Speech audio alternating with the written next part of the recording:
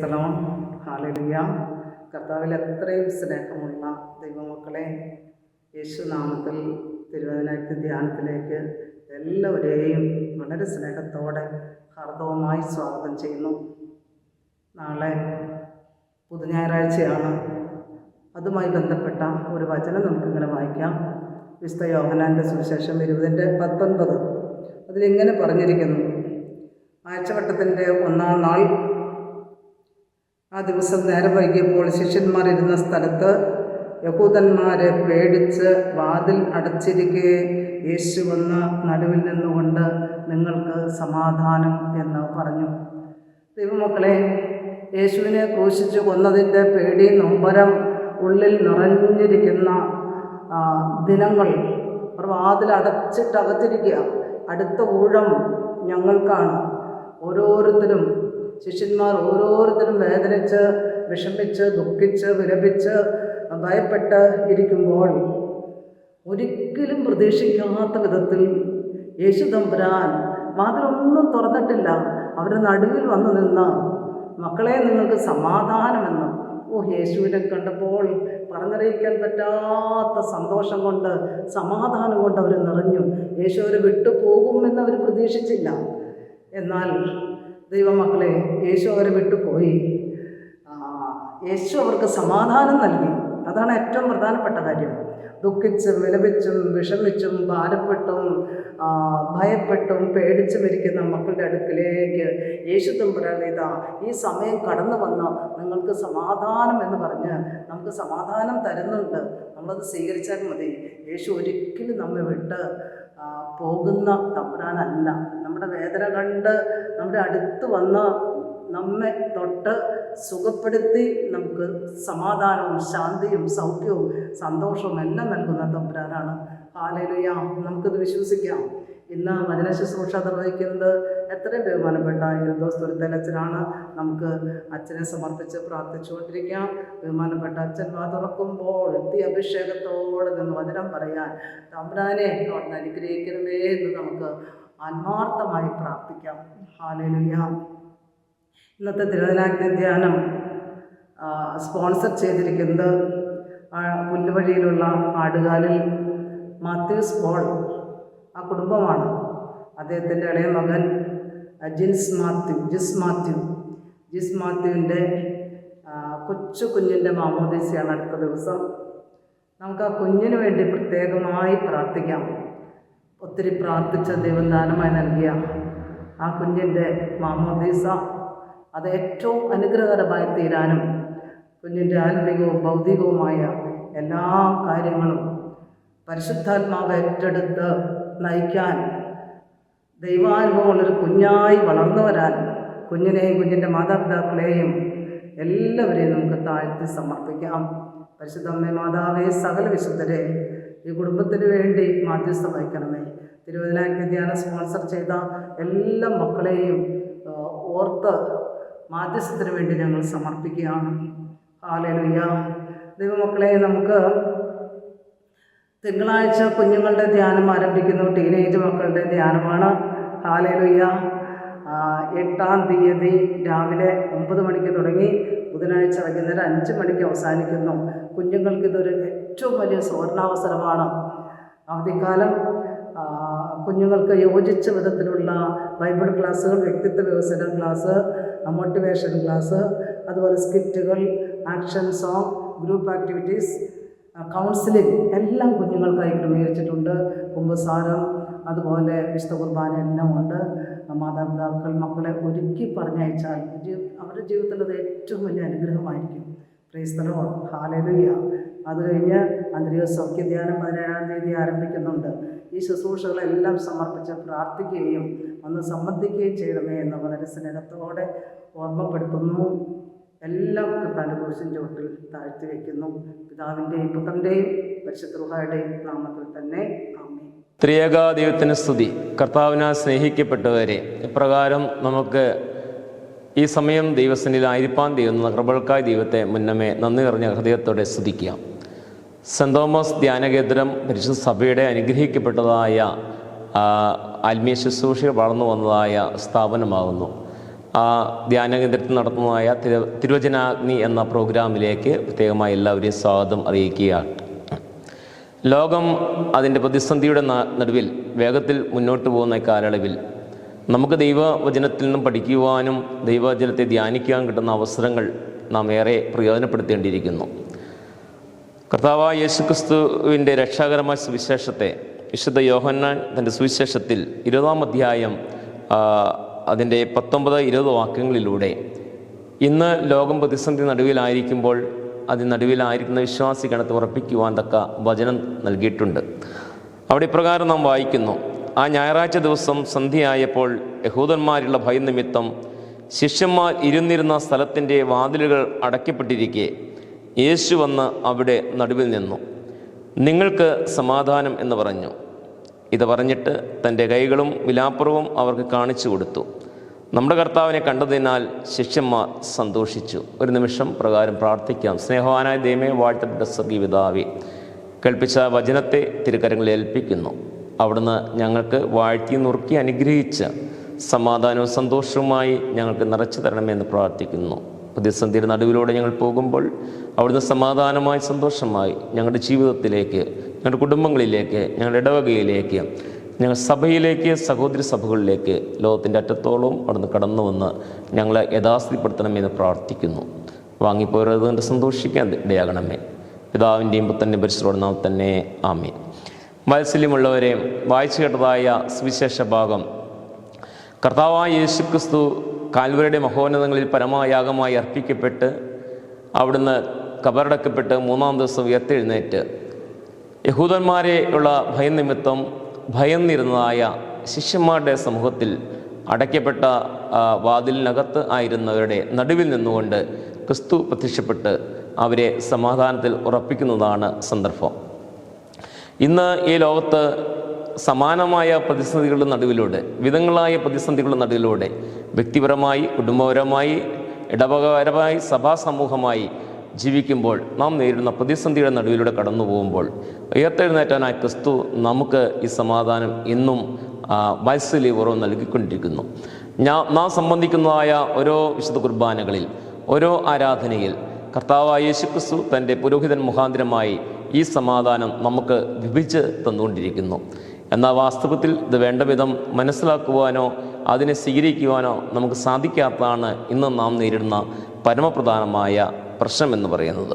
കർത്താവായ യേശുക്രിസ്തുവിലൂടെ ദൈവം നമ്മെ എത്രത്തോളം സ്നേഹിക്കുന്നു എന്നുള്ളത് യോഹന്നാൻ എഴുതിയ രക്ഷാസുവിശേഷം 3-ാം അധ്യായം 16-ാം വാക്യത്തിലൂടെ കർത്താവ് വളരെ വ്യക്തമായിട്ട് നമ്മെ പഠിപ്പിക്കുന്നുണ്ട്. അത് പ്രകാരമാണ് വായിച്ച് കേൾക്കുന്നത്: അവനെ വിശ്വസിക്കുന്ന ഒരുവനും നശിച്ചു പോകാതെ അവന് നിത്യജീവൻ ഉണ്ടാകുവാൻ വേണ്ടി തൻ്റെ ഏകജാതനെ പുത്രനെ നൽകുവാൻ തക്കവണ്ണം ദൈവം ലോകത്തെ അത്രയേറെ സ്നേഹിച്ചു.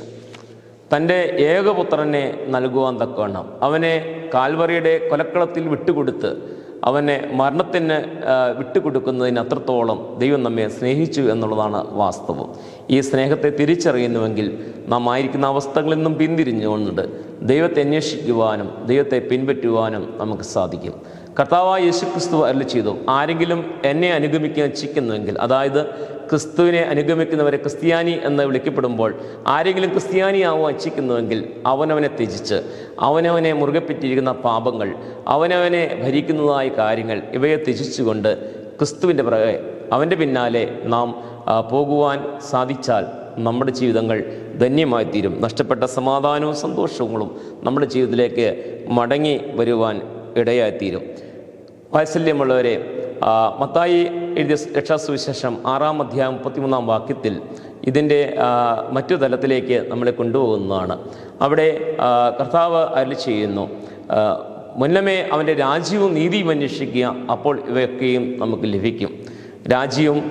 രാജ്യത്തെ നീതി എന്ന് പറഞ്ഞാൽ ക്രിസ്തു തരുന്ന സമാധാനമാണ്, ദൈവം തരുന്ന സമാധാനമാണ്. ദൈവത്തിൻ്റെ സമാധാനത്തിന് അനുയോജ്യമായ നീതിയാണ് സ്വർഗരാജ്യം എന്ന് പറയുന്നത്. പ്രിയമുള്ളവരെ, ആ ആന്തരിക അനുഭവങ്ങളിലേക്ക് മടങ്ങി വരുവാൻ സാധിച്ചാൽ നമ്മുടെ ജീവിതവും വളരെ ധന്യമായിത്തീരും. ഇതിനോടനുബന്ധിച്ച് ഒരു വ്യക്തിയുടെ ജീവിതവും ആ വ്യക്തിയുടെ കുടുംബത്തിൽ ആ വ്യക്തിക്കുണ്ടാവുന്ന മാനസാന്തര നിമിത്തം വരുന്നതായ രക്ഷയെ പറ്റി അല്പമായി ധ്യാനിക്കാൻ ആഗ്രഹിക്കുന്നു.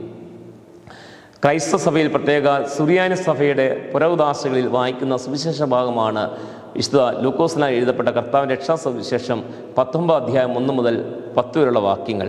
അവിടെ ഒരു വ്യക്തിയുടെ അവൻ്റെ യഥാസ്ഥിതിയിലെ ആവുന്ന നിമിത്തമായി അവൻ ആയിരിക്കുന്ന അവസ്ഥകളിൽ നിന്ന് മാറി അവൻ യഥാസ്ഥിതിപ്പെടുമ്പോൾ അവനും അവൻ്റെ കുടുംബത്തിനും ഉണ്ടാകുന്നതായ ഈ സ്വർഗരാജ്യ അനുഭവങ്ങളെയാണ് അവിടെ വളരെ വ്യക്തമായിട്ട് രേഖപ്പെടുത്തിയിരിക്കുന്നത്. മറ്റാരുമല്ല, സക്കായി എന്ന മനുഷ്യനെ പറ്റിയാണ് അവിടെ രേഖപ്പെടുത്തിയിരിക്കുന്നത്. സക്കായി എന്ന വാക്കിൻ്റെ അർത്ഥം നീതിയുള്ളവൻ എന്നാണ്. എന്നാൽ നമുക്ക് സക്കായിയുടെ ജീവിതവും അവൻ്റെ ആന്തരിക അവസ്ഥകളും പരിശോധിക്കുമ്പോൾ അറിയാം, നീതിയുള്ളവൻ നീതി നഷ്ടപ്പെട്ട അവസ്ഥയിലായിരുന്നപ്പോൾ അവനുണ്ടായിരുന്ന എല്ലാം തന്നെ അവൻ നഷ്ടപ്പെടുവാനിടയായിത്തീർന്നു. എന്നാൽ ഈ നഷ്ടപ്പെട്ട അനുഭവങ്ങൾ അവൻ്റെ ജീവിതത്തെ തകർത്തപ്പോൾ അവൻ നഷ്ടപ്പെട്ടതായ നീതിയുള്ള രാജ്യത്തിലേക്ക് അല്ലെങ്കിൽ അതിനെ അന്വേഷിച്ചിറങ്ങിയപ്പോൾ അവനെ ദൈവം യഥാസ്ഥിപ്പെടുന്നതും അവന് ദൈവികമായ കൃപയും ആവാസവും സന്തോഷവും സമാധാനവും അവന് മാത്രമല്ല അവൻ മുഖാന്തരമായി അവൻ്റെ കുടുംബത്തിനും കൈവരുന്നതായിട്ട് നമുക്ക് കാണുവാൻ സാധിക്കും. നമ്മുടെ ഭവനങ്ങളും ശുദ്ധീകരിക്കപ്പെടുമ്പോൾ സക്കായുടെ ജീവിതത്തിൽ വന്നതുപോലെ തക്കതായ വളരെ വ്യക്തമായ മാനസാന്തരത്തിന് അനുയോജ്യമായ പ്രവർത്തനങ്ങളും ഉണ്ടാകുവാൻ ഇടയായിത്തീർന്നാൽ നാം മാത്രമല്ല നമ്മുടെ കുടുംബങ്ങളിലേക്കും ക്രിസ്തു മടങ്ങി വരുവാൻ ഇടയായിത്തീരും. പ്രിയമുള്ളവരെ, സക്കായുടെ ജീവിതത്തെപ്പറ്റി പഠിക്കുമ്പോൾ അവൻ സോഷ്യൽ സ്റ്റാറ്റസിൽ വളരെ ഉയർന്നു നിന്ന ഒരു വ്യക്തിയായിരുന്നു. പലപ്പോഴും നമ്മുടെ ജീവിതത്തെ നിർണ്ണയിക്കുന്നതിൽ നമ്മുടെ സോഷ്യൽ സ്റ്റാറ്റസുകൾ, നാം ആയിരിക്കുന്ന അവസ്ഥകളുടെ സ്റ്റാറ്റസുകൾ പലപ്പോഴും നമ്മുടെ ജീവിതത്തെ സ്വാധീനിക്കാറുണ്ട്. സക്കായുടെ ജീവിതത്തിലും അത് തന്നെ സാധിച്ചു. നാം ആയിരിക്കുന്ന ഇടങ്ങൾ, നാം വസിക്കുന്ന ഇടങ്ങൾ, നാം ചേർന്ന് നിൽക്കുന്ന ഇടങ്ങൾ, ചേർന്നിരിക്കുന്ന വ്യക്തികളും നമ്മുടെ ജീവിതത്തെ സ്വാധീനിക്കുവാണ്ടിയായിത്തീരും. ആകെ പ്രിയമുള്ളവരെ, നമ്മുടെ ജീവിതങ്ങൾ ക്രിസ്തു കേന്ദ്രീകൃതമായി മുന്നോട്ട് പോകണമെങ്കിൽ ക്രിസ്തു കേന്ദ്രീകൃതമായ ജീവിതം നയിക്കുന്നവരോട് ഒത്തു ജീവിച്ചാൽ മാത്രമാണ് അതിന് മുഖാന്തരമായി തീരുകയുള്ളൂ. മറിച്ച് ദൈവമില്ലാത്ത ഇടങ്ങളും ദൈവമില്ലാത്ത വ്യക്തികളുമായി ചങ്ങാത്തങ്ങൾ സ്ഥാപിക്കുമ്പോൾ പലപ്പോഴും ദൈവത്തിൻ്റെ തേജസ് നമ്മിൽ നിന്ന് നഷ്ടപ്പെടുവാണ്ടിയായിത്തീരും.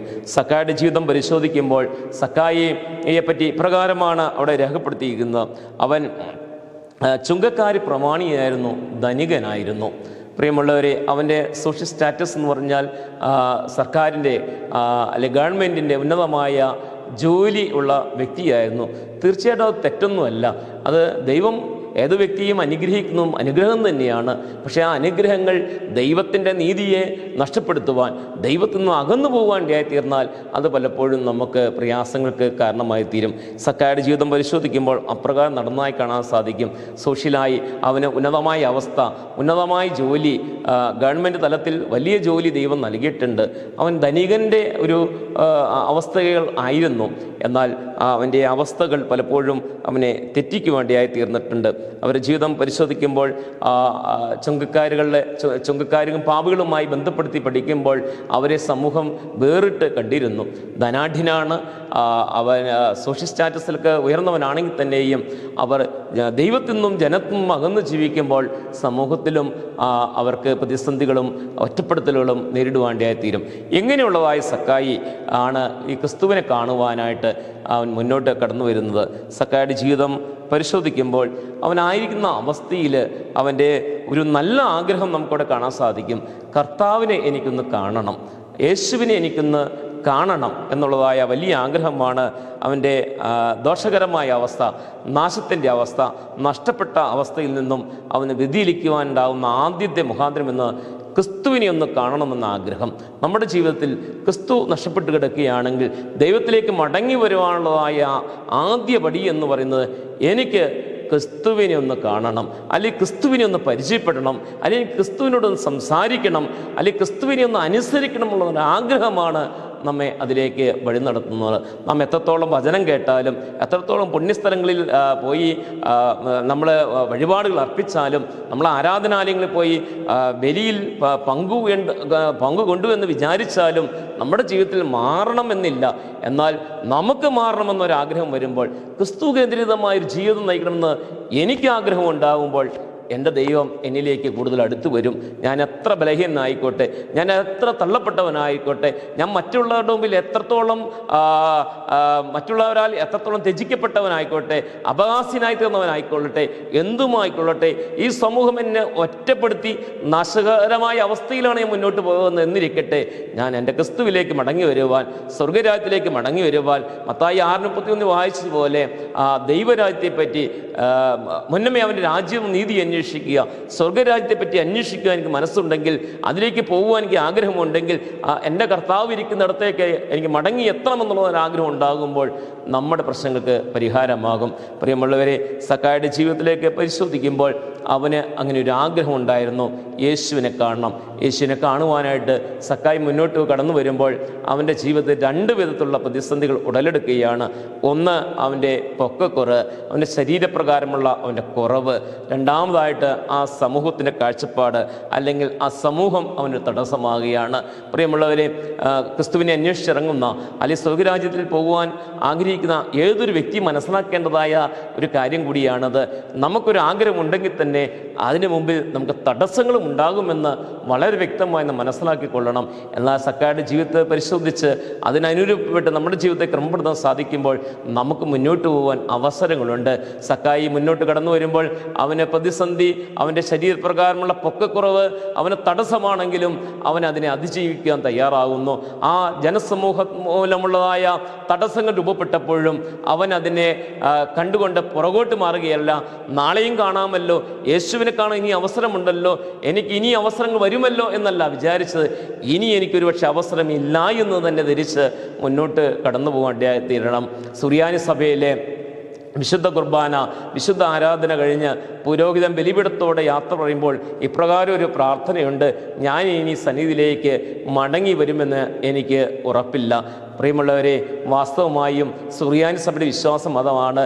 മുന്നോട്ടുള്ള ജീവിതത്തിൽ അടുത്ത നിമിഷം എൻ്റേതല്ല, കർത്താവ് ദാനമായി തന്നാൽ മാത്രമാണ് എനിക്ക് അടുത്ത നിമിഷം ഉള്ളൂ എന്ന് ഞാൻ വിശ്വസിക്കുന്നുവെങ്കിൽ എനിക്ക് കർത്താവിനെ കണ്ടുമുട്ടാനുള്ള, എനിക്ക് കർത്താവിനെ സ്വീകരിക്കാനുള്ള നിമിഷം ഇത് തന്നെയാണ്. ഇതാണ് എനിക്കുള്ളതായ സമയം. ഈ സമയമാണ് ഞാൻ ക്രിസ്തുവുമായി ബന്ധപ്പെടേണ്ടത്. ഈ സമയമാണ് ക്രിസ്തുവുമായുള്ള എൻ്റെ ബന്ധം പുനഃസ്ഥാപിക്കേണ്ടതെന്ന് തിരിച്ചറിയുമ്പോൾ നമ്മുടെ ജീവിതം ക്രിസ്തുവിനോടൊത്ത് മുന്നോട്ട് പോകേണ്ടിയായിത്തീരും. സക്കായി അവന് പ്രതിസന്ധികൾ രൂപപ്പെട്ടപ്പോൾ പുറകിലേക്ക് പോകുകയല്ല, അവൻ മുന്നോട്ടാഞ്ഞ് പോയപ്പോൾ അവൻ ഒരുപക്ഷെ അവൻ ജനിക്കുന്നതിന് മുമ്പ് അവൻ്റെ പ്രശ്നത്തിൻ്റെ പരിഹാരം ദൈവം ഒരുക്കിയിട്ടുണ്ട്. പ്രിയമുള്ളവരെ, നമ്മുടെ ഒപ്പം തന്നെ പ്രശ്നത്തിലുള്ള പരിഹാരവും ദൈവം ഒരുക്കുന്നുണ്ട്. അത് പലപ്പോഴും നാം മനസ്സിലാക്കണമെന്നില്ല.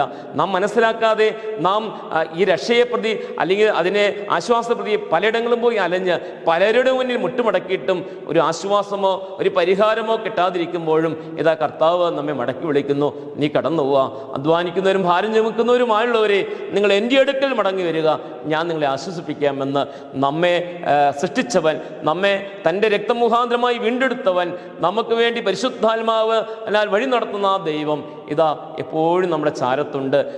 നമ്മൾ യോഹന്നാൻ 20:19-20 വാക്കിൽ വായിച്ചുവല്ലോ, അവിടെ പ്രതിസന്ധിയിലായ ശിഷ്യ സമൂഹത്തിനിടയിൽ കർത്താവ് പ്രത്യക്ഷപ്പെട്ട് അവർക്ക് സമാധാനം കൊടുത്ത് അവർ ധൈര്യപ്പെടുത്തുന്നു.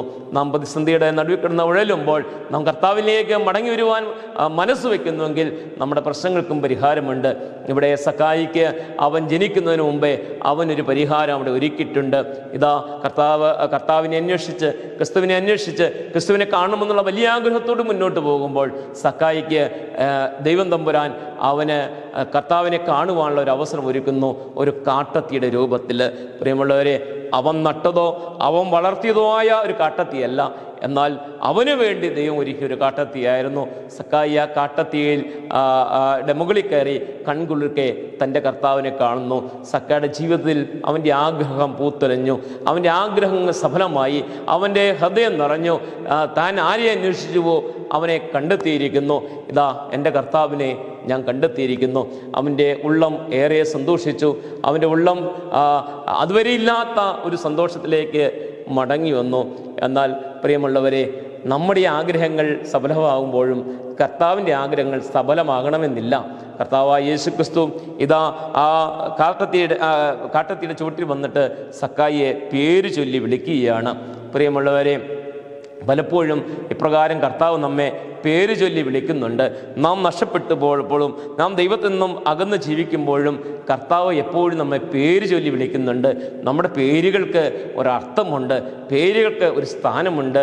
കർത്താവായ യേശു ക്രിസ്തു കാൽവറിയിൽ ഒരുക്കിയതായ നമ്മുടെ രക്ഷയെ ഞാനും നിങ്ങളും നമ്മുടെ വിശുദ്ധ മാമോദിസായിലൂടെ ആ ദിവസത്തിൽ കർത്താവായ യേശു ക്രിസ്തുവിനെ രക്ഷകനായി അംഗീകരിച്ച് പാപത്തെ ഉപേക്ഷിച്ച് പിതാവിൻ്റെയും പുത്രൻ്റെയും പരിശുദ്ധ റൂഹായുടെ നാമത്തിൽ പിശാചി നാം ഏറ്റുപറഞ്ഞ് ഉപേക്ഷിച്ച് പിതാവിൻ്റെയും പുത്രൻ്റെയും പരിശുദ്ധ നാമത്തിൽ കർത്താവായ യേശു ക്രിസ്തുവിലൂടെയുള്ളതായ ആ രക്ഷയെ ഞാനും നിങ്ങൾ സ്വീകരിച്ചപ്പോൾ നമ്മുടെ കർത്താവ് നമ്മുടെ ഉള്ളിലേക്ക് മടങ്ങി വന്നാണ്. ഞാനും നിങ്ങളും ആ ദൈവാലയങ്ങളിലേക്ക്, ആ ദൈവാലയത്തിൻ്റെ ഉടയവൻ കർത്താവായ യേശു ക്രിസ്തു വിശുദ്ധ മാമൂസയെ ശുദ്ധീകരിച്ച് തൻ്റെ രക്തത്താൽ നമ്മെ ശുദ്ധീകരിച്ച് വിശുദ്ധ മൂറോനാൽ അഭിഷേകം തന്ന് വിശുദ്ധ കുർബാനയായി അവൻ നാമാവുന്ന ദൈവാലയത്തിലേക്ക് മടങ്ങി വന്ന് അന്ന് മുതൽ വാസം ആരംഭിച്ചപ്പോൾ ക്രിസ്തുവിനെ അനുഗമിക്കുന്നവർ എന്ന അർത്ഥത്തിൽ ഞാനും നിങ്ങളും ക്രിസ്ത്യാനി എന്ന നാമം ധരിച്ചവരാണ്. അന്നേ ദിവസം സ്വർഗത്തിലെ ജീവപുസ്തകത്തിൽ എൻ്റെയും നിങ്ങളുടെ പേരുകൾ എഴുതപ്പെട്ടതാണ്. പ്രിയമുള്ളവരെ, എന്നാൽ നാം അതിൽ നിന്ന് വ്യതിചലിച്ച് ജീവിക്കുമ്പോൾ പലപ്പോഴും എല്ലായ്പ്പോഴും കർത്താവ് നമ്മെ പേര് ചൊല്ലി വിളിക്കുന്നുണ്ട്. മകനെ മകളെ നീ മടങ്ങി വാ, മകനെ മകളെ നീ മടങ്ങി വാ. നിന്നെ യഥാസ്ഥിതിപ്പെടുത്തുവാൻ ഞാൻ ആഗ്രഹിക്കുന്നു, നിന്റെ സങ്കടങ്ങൾ മാറ്റുവാൻ ഞാൻ ആഗ്രഹിക്കുന്നു, നിന്റെ കടബാധ്യതകൾ മാറ്റുവാൻ ഞാൻ ആഗ്രഹിക്കുന്നു, നിന്റെ പ്രതിസന്ധികൾ അകറ്റുവാൻ ഞാൻ ആഗ്രഹിക്കുന്നു, നിന്റെ പ്രതിസന്ധിയുടെ മേൽ വിജയം നേടുവാൻ, അതിനെ തരണം ചെയ്യുവാൻ ശക്തിയെ നൽകുവാൻ ഞാൻ ആഗ്രഹിക്കുന്നു. നീ മടങ്ങി വാ. കർത്താവ് അരുളി ചെയ്തിരിക്കുന്നുവല്ലോ, അധ്വാനിക്കുന്നവരും ഭാരം ചുമക്കുന്നവരെ നിങ്ങൾ എൻ്റെ അടുക്ക വാ, എൻ്റെ ക്രൂശിൽ ചൂട്ടി വാ, ഞാൻ നിങ്ങളെ ആശ്വസിപ്പിക്കാമെന്ന് ആര് വിശ്വസിക്കുന്നു? കർത്താവായ യേശു ക്രിസ്തു കാൽവറിയുടെ ആ മഹോന്നതങ്ങളിലേക്ക് അവൻ ചുമന്നതായ കുരിശ് എന്ന് പറയുന്നത് എൻ്റെയും നിങ്ങളുടെയും പാപമായിരുന്നു, എൻ്റെയും നിങ്ങളുടെയും കടബാധ്യതകളായിരുന്നു, എൻ്റെയും നിങ്ങളുടെയും പ്രതിസന്ധികളായിരുന്നു, പ്രയാസങ്ങളായിരുന്നു, നമ്മുടെ ഒറ്റപ്പെടലുകളായിരുന്നു, നമ്മുടെ തള്ളപ്പെടലുകളായിരുന്നു, നാം ഏക്കുന്നതായ അപഹാസ്യങ്ങളായിരുന്നു, പരിഹാസങ്ങളായിരുന്നു. അവൻ ചുമന്നതായ കുരിശെന്ന് പറയുന്നത്, പ്രിയമുള്ളവരെ, നമ്മുടെ പ്രശ്നങ്ങൾക്കുള്ള പരിഹാരം കാൽവറിയുടെ മഹോന്നതങ്ങളിൽ 2000 വർഷങ്ങൾക്ക് മുമ്പ് യേശു നിറവേറ്റി. അവൻ നിറവേറ്റിക്കഴിഞ്ഞു, അവൻ പരിഹാരം വരുത്തിക്കഴിഞ്ഞു. എന്നാൽ കർത്താവായ യേശു ക്രിസ്തുവിനെ മാമൂസിലൂടെ സ്വീകരിച്ചതായ നാം ആ ആന്തരിക അനുഭവത്തിലേക്ക് മടങ്ങി വന്നാൽ കർത്താവ് അരുളി ചെയ്തിരിക്കുന്ന പോലെ അധ്വാനിക്കുന്നവർക്കും ഭാരം ചുമക്കുന്നവർക്കും അവൻ ആശ്വാസമാകുന്നു. കർത്താവിനെ അന്വേഷിച്ചാൽ നമുക്ക് ആശ്വാസം ലഭിക്കുന്നു. പ്രിയമുള്ളവരെ, ഞാൻ വേഗത്തിൽ മുന്നോട്ട് പോകട്ടെ. ഇവിടെ സക്കായി അവൻ്റെ ആവശ്യങ്ങൾ, അവൻ്റെ ആഗ്രഹങ്ങൾ അവിടെ നിറവേറ്റപ്പെട്ടു. കാട്ടത്തിയുടെ മുകളിൽ വെച്ച് ക്രിസ്തുവിനെ അവൻ കണ്ടെത്തുന്നു. അവൻ്റെ ജീവിതത്തിൽ അവൻ ആഗ്രഹിച്ചത് നടക്കുന്നു. എന്നാൽ സക്കായി ആഗ്രഹിച്ച് നടന്നു, എന്നാൽ കർത്താവ് ആഗ്രഹിച്ച് നടന്നിട്ടില്ല. അതുകൊണ്ട് കർത്താവ് കാട്ടത്തിയുടെ ചുവട്ടി വന്നപ്പോൾ ഇപ്രകാരം പേര് ചൊല്ലി വിളിക്കുന്നു, സക്കായി എന്ന്. പ്രിയമുള്ളവരെ, സക്കായി എന്നുള്ള പേര് ചേർത്ത് വിളിച്ചപ്പോൾ അവൻ്റെ ഉള്ളം വീണ്ടും സന്തോഷം കണ്ട് തുള്ളിച്ചാടാൻ തുടങ്ങി. സക്കായി പേര് ചൊല്ലി വിളിക്കുന്നു, സക്കായി നീ വേഗം ഇറങ്ങി വാ, നീ വേഗം ഇറങ്ങി വാ എന്ന് കർത്താവ് കൽപ്പിക്കുകയാണ്. പ്രിയമുള്ളവരെ, ഞാൻ നിങ്ങളായിരിക്കുന്ന അവസ്ഥകളിൽ ഇന്ന് നമ്മുടെ പ്രതിസന്ധികൾ, ഈ ലോകത്ത് നമ്മളായിരുന്നപ്പോൾ നമ്മളെ അലട്ടുന്ന പ്രതിസന്ധികൾക്ക് നമുക്ക് മുന്നമേ കർത്താവ് പരിഹാരം ഒരുക്കിയിട്ടുണ്ട്. നമ്മൾ ആ പരിഹാരങ്ങളുടെ മുകളിൽ നിന്ന് ക്രിസ്തുവിനെ കാണുമ്പോഴും കർത്താവ് അരുളി ചെയ്തിരിക്കുന്നത് ഇത് താൽക്കാലികമാണ്, ഈ പ്രശ്നങ്ങൾക്ക് പരിഹാരങ്ങൾ താൽക്കാലികമാണ്, ഈ പ്രശ്നം കഴിഞ്ഞാൽ നിനക്ക് മറ്റൊരു പ്രശ്നം വന്നേക്കാം, അതുകൊണ്ട് നീ യഥാസ്ഥിതിപ്പെട്, നീ നിത്യമായ ആനന്ദത്തിലേക്ക് മടങ്ങി വാ, നീ നിത്യമായ സന്തോഷത്തിലേക്ക് മടങ്ങി വാ എന്ന് കർത്താവ് ആഹ്വാനം ചെയ്യുന്നത്. നമുക്ക് ഈ ലോകത്ത് കിട്ടുന്ന നന്മകൾ, ഈ ലോകത്ത് കിട്ടുന്നതായ പ്രതിസന്ധികളുടെ മേൽ കിട്ടുന്ന വിജയങ്ങളൊക്കെ പലപ്പോഴും താൽക്കാലികമാണ്. ഒരു പ്രതിസന്ധി കഴിയുമ്പോൾ മറ്റൊരു പ്രതിസന്ധി നമുക്ക് മേൽ ഉടലെടുക്കും. ആകിയാൽ പ്രശ്നങ്ങൾക്കും പ്രതിസന്ധികൾക്കും പരിഹാരമായ നിത്യമായ ആനന്ദത്തിലേക്ക്, ആ കാൽവറിയുടെ മഹോന്നതങ്ങളിൽ നമുക്ക് ലഭിച്ചതായ ആ രക്ഷാകരമായ അനുഭവങ്ങളിലേക്ക്, ആ സ്വർഗീയമായ സമാധാനത്തിൻ്റെ അനുഭവത്തിലേക്ക് നാം മടങ്ങി വന്നാൽ ഈ ലോകത്ത് എന്തെല്ലാം പ്രതിസന്ധി വന്നാലും, എന്തെല്ലാം കഷ്ടപ്പാടുകൾ വന്നാലും ക്രിസ്തു നിമിത്തം, ക്രൂശിന് നിമിത്തം അതിജീവിക്കാൻ നമുക്ക് സാധിക്കും. ഇവിടെ സക്കായി ആ കാട്ടത്തിയുടെ മുകളിലായിരിക്കുമ്പോൾ കർത്താവ് സക്കായിയെ പേര് ചൊല്ലി വിളിക്കുന്നു, സക്കായി നീ വേഗം ഇറങ്ങി വാ. കർത്താവായ യേശു ക്രിസ്തു അനേക നാളുകളായി എന്നെ നിങ്ങളെ വിളിക്കുന്നുണ്ട്, നമ്മുടെ പേരുകൾ ചൊല്ലി വിളിക്കുന്നുണ്ട്, സ്വർഗത്തിൽ എഴുതപ്പെട്ട നമ്മുടെ ജീവിതത്തിൽ എഴുതപ്പെട്ട പേരുകൾ ചൊല്ലി വിളിക്കുന്നുണ്ട്. ഞാൻ നഷ്ടപ്പെട്ടവനാണെങ്കിൽ, ക്രിസ്തുവിൽ നിന്ന് അന്യപ്പെട്ട് ജീവിക്കുന്നതാണെങ്കിൽ, ക്രിസ്തുവാന്ന വഴിയിൽ നിന്നും വ്യതിചലിച്ചാണ് എൻ്റെ ജീവിതമെങ്കിൽ, ക്രിസ്തുവാന്ന സത്യത്തിൽ നിന്നും അന്യപ്പെട്ടാണ് ജീവിക്കുന്നതെങ്കിൽ, ക്രിസ്തുവാന്ന ജീവൻ നഷ്ടപ്പെട്ടാണ് ഞാൻ ജീവിക്കുന്നതെങ്കിൽ ഇതാ ക്രിസ്തുവാകുന്ന ജീവനിലേക്ക്, ക്രിസ്തുവാകുന്ന സത്യത്തിലേക്ക്, ക്രിസ്തുവാകുന്ന വഴിയിലേക്ക് മടങ്ങി വരുവാൻ കർത്താവ് അരുളി ചെയ്യുന്നു. കർത്താവായ യേശു ക്രിസ്തുവാകുന്ന വഴിയാണ് നമുക്ക് വേണ്ടി നൽകപ്പെട്ട ഏക വഴി. ഞാൻ തന്നെ വഴിയും സത്യം ജീവനുമാവുന്ന എന്ന് അരുളിച്ചതവൻ ആ നിത്യതയിലേക്ക്, പിതാവിൻ്റെ സന്നിധിയിലേക്ക്, ആ നിത്യസമാധാനത്തേക്ക് നമ്മെ എത്തിക്കുക തന്നെ ചെയ്യും. ഇതാ നാം നഷ്ടപ്പെട്ടുവെങ്കിൽ മടങ്ങി വരുവാൻ മനസ്സുണ്ടെങ്കിൽ സക്കായിയോട് യേശു ക്രിസ്തു ഇപ്രകാരം പേര് ചൊല്ലി വിളിക്കുന്നു, നീ വേഗം ഇറങ്ങി വരിക എന്ന് കൽപ്പിക്കുമ്പോൾ അവൻ വേഗത്തിൽ ഇറങ്ങി വരുന്നു. ഇവിടെ നാം പഠിക്കേണ്ടതായ ഒരു പാഠമുണ്ട്. ഒരു കാട്ടത്തിയുടെ മുകളിലേക്ക് കയറുന്ന പോലെയല്ല അവിടുന്ന് ഇറങ്ങി വരുമ്പോൾ ചില ബദ്ധപ്പാടുകളുണ്ട്. പ്രിയമുള്ളവരെ, വചനം പഠിപ്പിക്കുന്നു, അവൻ ബദ്ധപ്പെട്ട് ഇറങ്ങി വന്നു. പ്രിയമുള്ളവരെ, ഈ ലോകത്ത് നമ്മളായിരിക്കുമ്പോൾ ചില പ്രതിസന്ധികൾ വരുമ്പോൾ, ചില രോഗങ്ങൾ വരുമ്പോൾ, ചില കടബാധ്യതകൾ വരുമ്പോൾ, ചില ഒറ്റപ്പെടലുകൾ വരുമ്പോൾ നമുക്ക് ലഭിക്കുന്ന പരിഹാരങ്ങളൊക്കെ താൽക്കാലികമാണെന്ന് തിരിച്ചറിഞ്ഞുകൊണ്ട് നിത്യമായ പരിഹാരത്തിലേക്ക് നമ്മൾ ആഗ്രഹിക്കുമ്പോൾ ഇതിനെ അതിജീവിക്കാൻ സാധിക്കും. എന്നാൽ നമുക്ക് ലഭിക്കുന്നതായ ചില താൽക്കാലിക ആശ്വാസങ്ങളിൽ നാം ആശ്രയിച്ച് ജീവിക്കുമ്പോൾ, മക്കളുടെ രൂപത്തിൽ ചില മക്കളിൽ ആശ്രയിച്ച് ജീവിക്കുമ്പോൾ, ചില ഭർത്താവിൽ, ഭാര്യയിൽ എന്ന് വേണ്ട ഈ ലോകവുമായി ബന്ധപ്പെട്ട ചിലതിൽ നാം ആശ്രയിച്ച് ജീവിക്കുമ്പോൾ പ്രിയമുള്ളവരെ, കർത്താവ് വിളിക്കുമ്പോഴും ഇറങ്ങി വരുവാൻ നമുക്ക് പ്രയാസമുണ്ടാവും. ഇറങ്ങി വന്നാൽ തന്നെ ചില ബദ്ധപ്പാടുകൾ ഉണ്ടാവും. കർത്താവ് അരുളി ചെയ്തതുപോലെ ആരെങ്കിലും എന്നെ അനുഗമിക്കുന്നുവെങ്കിൽ തന്നെത്താൻ ത്യജിച്ച്, തനിക്കുള്ളതൊക്കെ ത്യജിച്ച് എൻ്റെ പിന്നാലെ വരുവാൻ കർത്താവ് കൽപ്പിക്കുമ്പോൾ കർത്താവിൻ്റെ പിറകെ പോകുവാൻ പലപ്പോഴും ഈ താൽക്കാലിക ആശ്രയങ്ങൾ നമുക്ക് തടസ്സമാകും. ഇതാ ധനികനായ ഒരു മനുഷ്യൻ വന്ന് കർത്താവിന് ചോദിക്കുന്നു, ഞാൻ നിത്യജീവനെ അവകാശമാക്കാൻ എന്ത് ചെയ്യണമെന്ന്. കർത്താവ് അവനോട് തിരിച്ചരുളി ചെയ്യുകയാണ്, നീ നിനക്കുള്ളതെല്ലാം വിറ്റ് എൻ്റെ പിന്നാലെ വരിക എന്ന് പറയുമ്പോൾ ആ ധനികൻ അതിന് മറുപടി കൊടുക്കുന്നില്ല. കാരണം അത് ഒരുപക്ഷെങ്കിൽ അവൻ്റെ ജീവിതത്തിൽ അത് ഉപേക്ഷിക്കുവാൻ അവന് ബദ്ധപ്പാടുകൾ കണ്ടേക്കാം. ഈ താൽക്കാലികമായ ആശ്രയങ്ങൾ, താൽക്കാലികമായ ചില അനുഗ്രഹങ്ങൾ, താൽക്കാലികമായ ലോകസമ്മതിയായ ചില അനുഗ്രഹങ്ങൾ പലപ്പോഴും അതിനെ വിട്ടുപിരിയാൻ നമുക്ക് സാധിക്കുകയില്ല. എന്നാൽ സക്കായി അങ്ങനെയല്ല ചെയ്തത്. കർത്താവിൻ്റെ വിളി കേട്ട മാത്രമേ അവൻ വേഗത്തിൽ ബന്ധപ്പെട്ട് ഇറങ്ങി വരുന്നു. അവൻ്റെ ആ ബന്ധപ്പാടുകളൊക്കെ തരണം ചെയ്തുകൊണ്ട് അവൻ ഇറങ്ങി വരുമ്പോൾ അവൻ്റെ ജീവിതത്തിൽ രണ്ടാം ഘട്ടത്തിലുള്ള പ്രതിസന്ധികൾ ഉടലെടുക്കുകയാണ്. കർത്താവിനെ സ്വീകരിക്കുവാൻ, കർത്താവിനെയും കൊണ്ട് അവൻ്റെ ഭവനത്തിലേക്ക് പോകാൻ ഭാവിക്കുമ്പോൾ ചുറ്റും നിന്നവർ ഇപ്രകാരം അവിടെ പറയുകയാണ്. സക്കായിയെ പറ്റിയാണ് പറയുന്നത്, ക്രിസ്തുവിനോടാണ് പറയുന്നത്, നീ ഇങ്ങനെയുള്ളവൻ്റെ ഭവനത്തിലാണോ താമസിക്കാൻ പോകുന്നത്? കാരണം ആ നാട്ടിൽ ചുങ്കം പിരിക്കുന്നവനെന്ന പേരുണ്ടെങ്കിൽ തന്നെ ഒരു പാപി എന്നാണ് ഗണിച്ചിരുന്നത്. പാപിയായ മനുഷ്യൻ ചുങ്കക്കാരെയും പാപികളെയും ഒരുപോലെ കണ്ടിരുന്നുകൊണ്ട് ഇങ്ങനെയുള്ള പാപാവസ്ഥയിലുള്ള ഒരുവൻ്റെ വീട്ടിലേക്കാണോ നീ പോകുന്നതെന്ന് ചോദിക്കുമ്പോൾ കർത്താവ് മറുപടി കൊടുക്കുന്നില്ല. സത്യമാണ്, പാപിയുടെ കൂടെ, പാപത്തിൻ്റെ കൂടെ കർത്താവിന് വസിക്കാൻ സാധ്യമല്ല. എന്നാൽ പ്രിയമുള്ളവരെ, ഈ ചുറ്റും നിന്നവർ ഇപ്രകാരം പരിഹസിക്കുമ്പോൾ, ഇപ്രകാരം പറയുമ്പോൾ അവിടെ കർത്താവ് മറുപടി കൊടുക്കുന്നില്ല. പകരം സക്കായി മറുപടി കൊടുക്കുകയാണ്, കർത്താവേ, ഇതാ എൻ്റെ വസ്തുക്കളിൽ വിറ്റ് ഞാൻ പകുതി ദരിദ്രർക്ക് കൊടുത്തുകൊള്ളാം. ഇതാ അന്നാളിൽ സക്കായി ചൂഷണം ചെയ്ത് ജീവിച്ചവർ, സക്കായി കബളിപ്പിച്ച് ജീവിച്ചവർ, അവരുടെയൊക്കെ നടുവിൽ നിന്നുകൊണ്ട് സക്കായി പ്രഖ്യാപനം നടത്തുകയാണ്, ഞാൻ എൻ്റെ വസ്തുവക എൻ്റെ ദൈവത്തേക്കാൾ വലുതായി കണ്ടിരുന്നു. ഈ വസ്തുവകളാണ് എൻ്റെ സമാധാനം നഷ്ടപ്പെടുത്തിയത്. ഈ വസ്തുവകൾ സക്കായിയെ സംബന്ധിച്ചിടത്തോളം ഈ വസ്തുവകൾ അവൻ്റെ നിത്യരാജ്യം അവൻ നഷ്ടപ്പെടുത്തിയിരിക്കുകയായിരുന്നു. നമ്മുടെ ജീവിതത്തിലേക്ക് പുനഃപരിശോധിക്കുമ്പോൾ, നമ്മുടെ ജീവിതത്തെ ഒന്ന് ശോധന ചെയ്യുമ്പോൾ ഇപ്രകാരം ചില വസ്തുവകകൾ, ചില ബന്ധങ്ങൾ, ചില കെട്ടപ്പാടുകൾ, ചില സ്ഥാനങ്ങൾ, ചില മാനങ്ങൾ ഒരുപക്ഷെങ്കിൽ ദൈവത്തിൽ നിന്നും നമ്മെ അകറ്റിയിരിക്കുകയായിരിക്കും. ദൈവം തന്ന ചില അനുഗ്രഹങ്ങൾ നാം ദൈവത്തെ മറന്ന് അത് ഉപയോഗപ്പെടുത്തിയപ്പോൾ ദൈവവും ചുറ്റുമുള്ളവരും നമുക്ക് നഷ്ടപ്പെട്ട് കിടക്കുകയായിരിക്കും. അപ്പോൾ ചുറ്റുമുള്ളവർ നമ്മെപ്പറ്റി പറയുമ്പോൾ നാം അവരോട് തിരിച്ചു പറയുവാനോ അവരെ പരിഹസിക്കാനോ അവരെ എതിർക്കുവാനോ അല്ല ചെയ്യേണ്ടത്. പകരം നമ്മുടെ ജീവിതത്തിൽ വന്ന കോട്ടങ്ങൾ തിരിച്ചറിഞ്ഞുകൊണ്ട് തിരുത്തുവാൻ മനസ്സുണ്ടെങ്കിൽ ഇതാ ദൈവം പ്രവർത്തിക്കും. ഇവിടെ സക്കായി തൻ്റെ യഥാർത്ഥമായ അവസ്ഥ ക്രിസ്തുവിനോട് വെളിപ്പെടുത്തുകയാണ്. എൻ്റെ വസ്തുവകൾ പ്രശ്നമാണ്, എൻ്റെ വസ്തുക്കളിൽ ഞാൻ വിറ്റ് അത് പകുതി ദരിദ്രർക്ക് കൊടുത്തുകൊള്ളാം. എന്നേക്കാൾ താഴെയുള്ളവർക്ക്, എന്നേക്കാൾ ഇല്ലാത്തവർക്ക്, എന്നേക്കാൾ പ്രതിസന്ധിയുള്ളവന് ഞാൻ തൃപ്തി കൊടുത്തുകൊള്ളാം. ഇതാ സക്കായി എപ്രകാരം ചെയ്യുമ്പോൾ അവൻ്റെ ജീവിതം കൂടുതൽ ദൈവത്തോട് അടുക്കുകയാണ്. അവൻ്റെ ജീവിതം കൂടുതൽ സ്വർഗോന്മുഖമായി വളരുകയാണ്. ക്രിസ്തുവുമായി ഒരു അഭേദ്യമായ ബന്ധം അവിടെ സ്ഥാപിക്കപ്പെടുകയാണ്. രണ്ടാമത് സക്കായി ചെയ്തതാണ് മാനസാന്തരത്തിൻ്റെ ആഴത്തുള്ള തീരുമാനം. ഇതാ ആരോടെങ്കിലും ഞാൻ അന്യായമായി സമ്പാദിച്ചിട്ടുണ്ടെങ്കിൽ അതിനൊക്കെ ഞാൻ 4 ഇരട്ടി മടക്കി കൊടുത്തുകൊള്ളാം. ഇതാണ് മാനസാന്തരം, ഇതാണ് ശരിക്കുമുള്ള ദൈവാനുഭവം. ഇതാണ് നഷ്ടപ്പെട്ടവൻ്റെ ശരിയായ തിരിച്ചുവരവ് എന്ന് പറയുന്നത്.